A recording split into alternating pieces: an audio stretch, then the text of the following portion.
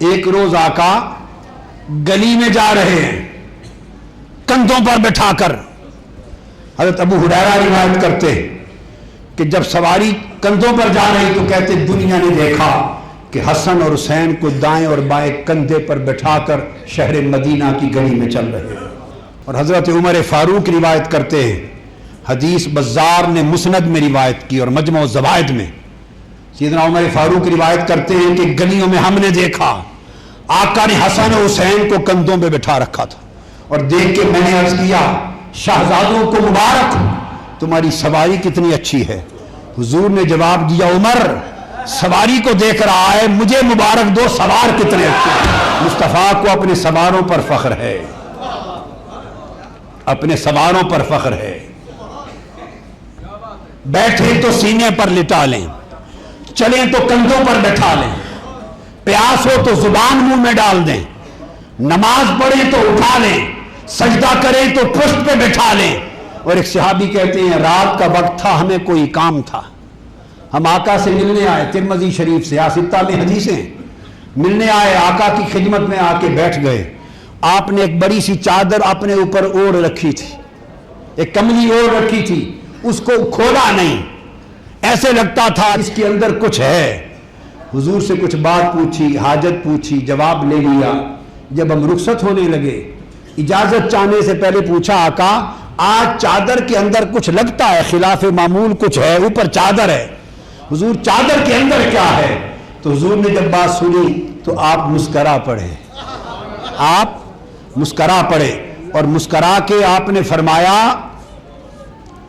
کہ یہ چادر جو ہٹائی تو فرماتے ہیں خدا کی قسم حضور کے پہلو میں دائیں بائیں حسن و حسین تھے، لپٹے ہوئے تھے، اور لپٹا کر آقا علیہ السلام ان کو اپنے جسم کے اندر چادر میں لپٹائے ہوئے تھے.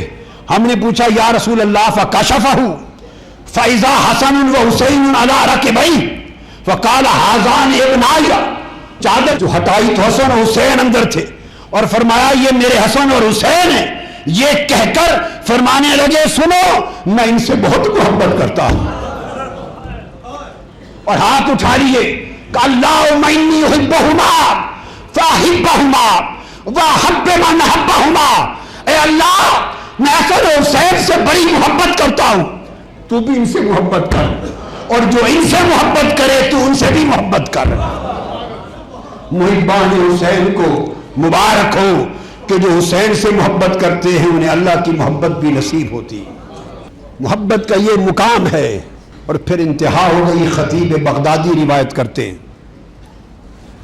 خطیب بغدادی تاریخ بغداد میں روایت کرتے ہیں کہ جبرائیل امین حاضر ہوئے آقا علیہ السلام کی بارگاہ میں. حضور علیہ السلام کی گود میں دو شہزادے بیٹھے تھے، دائیں طرف امام حسین بیٹھے اور بائیں طرف گود میں حضور کے صاحبزادے حضرت ابراہیم بیٹھے، حسین اور ابراہیم. جبرائیل امین حاضر ہوئے، عرض کیا یا رسول اللہ صلی اللہ علیہ وسلم اللہ رب العزت نے آپ کی طرف سلام بھیجا، ان اللہ یقرئ علیک السلام، اللہ نے آپ پر سلام بھیجا. آقا علیہ السلام نے جواب دی، اور اللہ پاک نے پیغام بھیجا ہے میرے حبیب یہ دونوں بیٹے دونوں شہزادے آپ کے پاس اکٹھے نہیں رہ سکتے. اللہ نے پیغام بھیجا ہے، ایک آپ رکھ لیں ایک مجھے دے دیں. یہ پیغام لائے جبرائیل امین، ایک آپ رکھ لیں ایک مجھے دے دیں. اور اللہ نے فرمایا ہے کہ ایک کو ایک سے فدیہ کر لیں، ایک کو ایک سے فدیہ کر لیں، ایک رکھ لیں اور اس کے بدلے دوسرا مجھے دے دیں.